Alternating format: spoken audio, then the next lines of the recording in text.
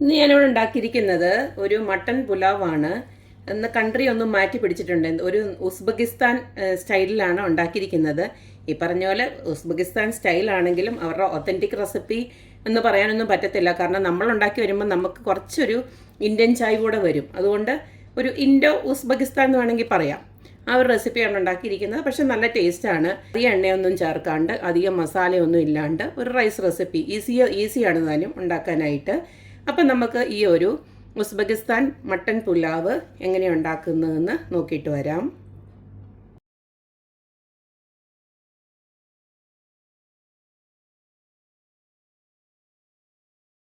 Uzbekistan pulao ഉണ്ടാക്കാൻ വേണ്ടിയിട്ട് ഞാൻ ഇവിടെ എല്ലോട് കൂടിയ 2 കിലോ മട്ടനാണ് റെഡിയാക്കി വെച്ചിരിക്കുന്നത്. പിന്നെ നമുക്കിതിലേക്ക് വേണ്ടത് സവാളയാണ്. സവാള ഇപ്പോൾ ഒരു 3 മീഡിയം ടൈപ്പ് സവാള ഞാൻ അരിഞ്ഞു വെച്ചിട്ടുണ്ട്. വെളുത്തുള്ളി സത്യം പറഞ്ഞാൽ അതിൻ്റെ സ്കിന്ന് മാറ്റിയിട്ടുള്ളതല്ല അതിനകത്ത് അവരിടുന്നത്. നമ്മുടെ മുഴുവനെ ഉള്ള വെളുത്തുള്ളി ഉണ്ടല്ലോ, ഒരു തുണ്ട് മൊത്തമായിട്ട് അതിൻ്റെ മേൽഭാഗവും അതുപോലെ തന്നെ ആ ഒരു അടിയിലത്തെ ഭാഗത്തോടെ കട്ട് ചെയ്തിട്ട് അത് അങ്ങനെ തന്നെ ഇടുകയാണ് ചെയ്യുന്നത്. അത് കഴിഞ്ഞിട്ട് അതിനെ അങ്ങെടുത്ത് കളയുകയാണ് ചെയ്യുന്നത്. ഞാനിപ്പം എനിക്കങ്ങനെ വെളുത്തുള്ളി എൻ്റെ കയ്യിൽ ഇല്ലാത്തതുകൊണ്ട് ഞാനിങ്ങനെ വെളുത്തുള്ളി ഇങ്ങനെ ആക്കി വെച്ചെന്നേ ഉള്ളൂ. അത് നിങ്ങളുടെ ഇഷ്ടത്തിനനുസരിച്ചിട്ട് മുഴുവനെ ഉള്ള വെളുത്തുള്ളി വേണമെങ്കിൽ അങ്ങനെ വേണമെങ്കിലും ഇടാം. അടുത്ത നമുക്കിതിലേക്ക് വേണ്ടത് കുറച്ച് ക്യാരറ്റാണ്. അതായത് 2 ക്യാരറ്റ് ഇതുപോലുള്ള നല്ല സ്ലൈസ് ആക്കിയിട്ട് എടുത്ത് വെച്ചിട്ടുണ്ട്. പിന്നെ കുറച്ച് പച്ചമുളകും വേണം. പിന്നെ നമ്മുടെ റൈസൊക്കെ ഒന്ന് കളർഫുൾ ആവാൻ വേണ്ടിയിട്ട് ക്യാപ്സിക്കം 3 കളറിൽ ഞാൻ അരിഞ്ഞ് വെച്ചിട്ടുണ്ട്. ഇത് ഓപ്ഷനിലാണ്, വേണമെന്നുണ്ടെങ്കിൽ മാത്രം ഇട്ട് കൊടുത്താൽ മതി. മട്ടൻ പുലാവ് ഉണ്ടാക്കാനായിട്ട് അതുപോലൊക്കെ ഒരു പാന് ഞാൻ അടപ്പിലോട്ട് വെച്ച് കൊടുത്തിട്ടുണ്ട്. ഇതിലേക്ക് നമുക്ക് കുറച്ച് ബട്ടർ ഒന്ന് ആഡ് ചെയ്ത് കൊടുക്കാം. അൺസോൾട്ടഡ് ബട്ടറാണ് ഇട്ട് കൊടുത്തിരിക്കുന്നത്.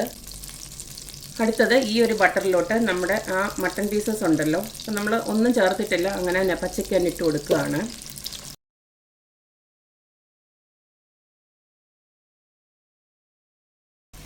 തീ നല്ലതായിട്ട് കൂട്ടി വെച്ച് നമുക്ക് ഈ ഒരു മട്ടന് ഒരു 10 മിനിറ്റ് ഇതുപോലൊക്കെ കിടന്ന് ഈ ഒരു മട്ടൻ്റെ ഒരു കളറൊന്ന് മാറണം.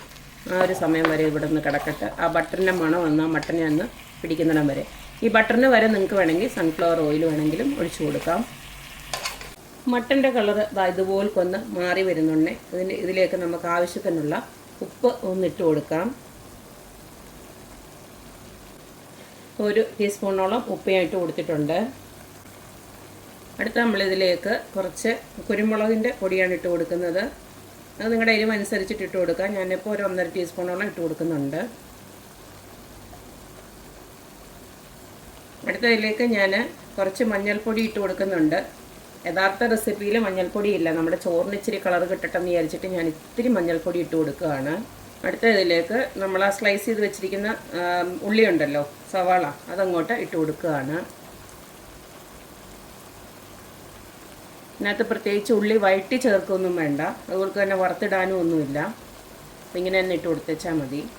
ഉസ്ബെക്കിസ്ഥാൻകാർ ഉപയോഗിക്കുന്നത് വൈറ്റ് ഓണിയനാണ്. നമ്മളതിന് പകരം നമുക്ക് കിട്ടുന്ന ഓണിയൻ ഉപയോഗിച്ചതേ ഉള്ളൂ. അതുപോലെ ഞാൻ നേരത്തെ പറഞ്ഞില്ലേ വെളുത്തുള്ളി അവർ ഞാൻ പറഞ്ഞില്ലേ തൊലിയോട് കൂടിയിട്ട് 1 കുടം വെളുത്തുള്ളിയാണ് ഇടുന്നത്. ഞാൻ അതിന് പകരം ഈ വെളുത്തുള്ളി ഇങ്ങനെ തന്നെ ഇടുകയാണ്. ഇത് നമുക്കൊന്ന് ഇളക്കി കൊടുക്കാം. അപ്പോൾ അതെല്ലാം നമ്മളിട്ട് കൊടുത്ത എല്ലാം ഒന്ന് നന്നായിട്ട് ഇളക്കി വെച്ചതിന് ശേഷം ഇതിലേക്ക് നമ്മൾ അരിഞ്ഞു വെച്ചിരിക്കുന്ന ക്യാരറ്റും അതുപോലെ തന്നെ പച്ചമുളക് കൂടെ ഒന്ന് ഇട്ട് കൊടുക്കുകയാണ്. ഇനി ഇതിലേക്ക് നമ്മൾ ഇട്ട് കൊടുക്കുന്നത് ആ 3 തരം ക്യാപ്സിക്കോട് ഇട്ട് കൊടുക്കുകയാണ്. അടുത്ത നമ്മളിതിലേക്ക് ഇട്ട് കൊടുക്കുന്ന കുറച്ച് ചില്ലി ഫ്ലേക്സ് ആണ്. നിങ്ങളുടെ എരിവ് അനുസരിച്ചിട്ടുള്ളത്. ഞാനിപ്പം നമ്മുടെ കാശ്മീരി ചില്ലി ഉണ്ടല്ലോ, അത് പൊടിച്ചെടുത്തത് തന്നെയാണ് ഇട്ട് കൊടുക്കുന്നത്.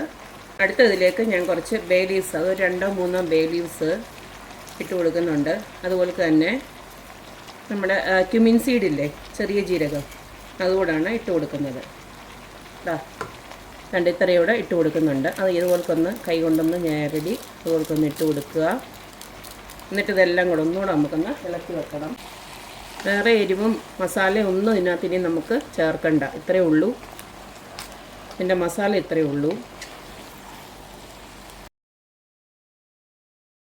അപ്പം നമ്മളിട്ട് കൊടുത്തതെല്ലാം ചേർത്ത് ഇളക്കി വെച്ചിട്ടുണ്ട്. ഞാനിപ്പം ഇതിലേക്ക് ഒരു സാധനം കൂടി ഇട്ട് കൊടുക്കാറുണ്ട്. കുറച്ച് ഉണക്കമുന്തിരി കൂടി ഇട്ട് കൊടുക്കുകയാണ്.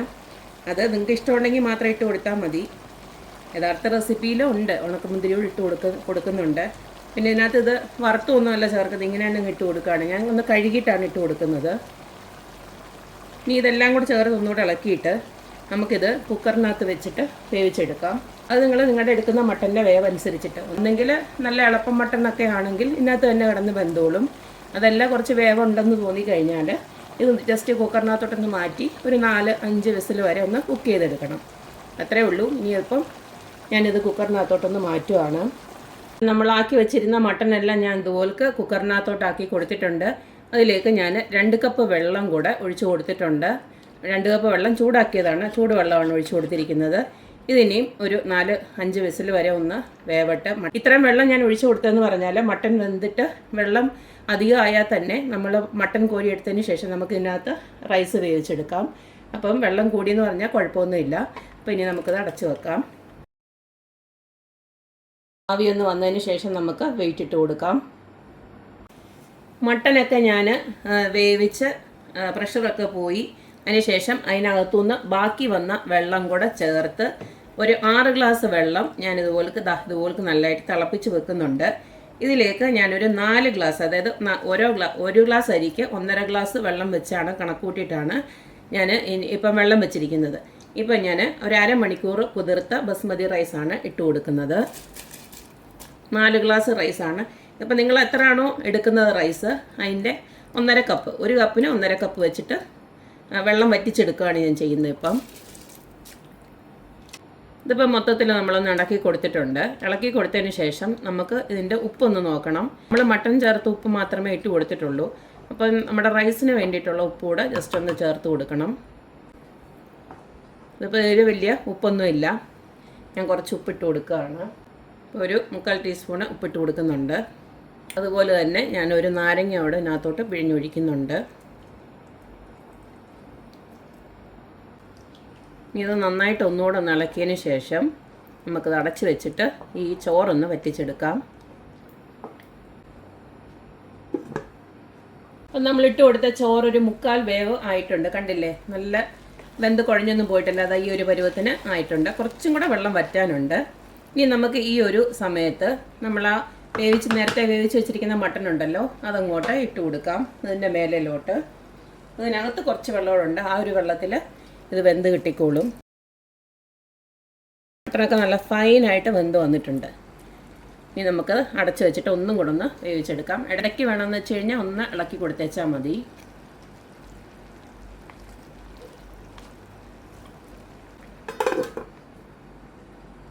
ചോറൊക്കെ നല്ല പെർഫെക്റ്റായിട്ട് തന്നെ വെന്ത് വന്നിട്ടുണ്ട്. ഞാനൊന്ന് ഇളക്കി കൊടുത്തു, കണ്ടില്ലേ, ഇതുപോലൊക്കെ ഒന്ന് ഇളക്കി. ഞാനും ഈ ഒരു റൈസ് ആദ്യമായിട്ട് വെക്കുകയാണ്. റീൽസ് കണ്ടുണ്ടാക്കി നോക്കിയതാണ്. ടേസ്റ്റ് വൈസ് കൊള്ളാമെങ്കിൽ ഈ ഒരു വീഡിയോ എടുത്തത് അപ്ലോഡ് ചെയ്യാം, ഇല്ലെങ്കിൽ വിട്ടേക്കാന്ന് വിചാരിച്ചു. പക്ഷെ നല്ല ടേസ്റ്റ് ഉണ്ട് കേട്ടോ. അധികം മസാലയൊന്നും ഇല്ലാണ്ട് ഉള്ള ഒരു റൈസാണ്. നമ്മൾ അധികം എണ്ണയോ ഒന്നും ചേർത്തിട്ടില്ല. അങ്ങനെ ഹെൽത്ത് വൈസ് നോക്കുവാണെങ്കിലും കൊള്ളാം ഇങ്ങനെ ഒരു റൈസ് ഉണ്ടാക്കി കഴിഞ്ഞാൽ. ഈ പറഞ്ഞ പോലെ ഉണ്ടാക്കാനും നമുക്ക് എളുപ്പമാണ്. പറഞ്ഞ പോലെ എന്നും ഒരേ ടൈപ്പിലുള്ളതല്ലേ കഴിക്കുന്നത്, അപ്പോൾ ഇടയ്ക്കൊന്ന് മാറ്റി പിടിക്കുന്നത് നല്ലതായിരിക്കും. അപ്പോൾ എല്ലാവരും ഇതൊന്ന് വെച്ച് നോക്കുക, അഭിപ്രായങ്ങൾ അറിയിക്കുക. പിന്നെ ഇത് തനി ഉസ്ബെക്കിസ്ഥാൻ എന്നൊന്നും ഞാൻ അവകാശപ്പെടുന്നില്ല. ഞാൻ എൻ്റേതായിട്ടുള്ള രീതിയിൽ ഇത്തിരിയൊക്കെ ഒന്ന് അങ്ങോട്ടും ഇങ്ങോട്ടൊക്കെ മാറ്റം വരുത്തിയിട്ടുണ്ട്. നമ്മളെന്തായാലും ഈ പറഞ്ഞ പോലെ ഉണ്ടാക്കി വരുമ്പോൾ ഇത്തിരി ഒരു ഇന്ത്യൻ ടച്ചൊക്കെ എന്തായാലും ഉണ്ടാവും. എന്തായാലും എല്ലാവരും ഒന്ന് ട്രൈ ചെയ്ത് നോക്കുക, അഭിപ്രായങ്ങൾ അറിയിക്കുക. അപ്പോൾ എപ്പോഴും പറയുന്ന പോലെ തന്നെ എൻ്റെ റെസിപ്പീസ് ഇഷ്ടമുള്ള എല്ലാവരും please like, share and subscribe. അപ്പോൾ ഇനി ഒരു അടിപൊളി വീഡിയോ ആയിട്ട് വരുന്നവരേക്കും ബായ്.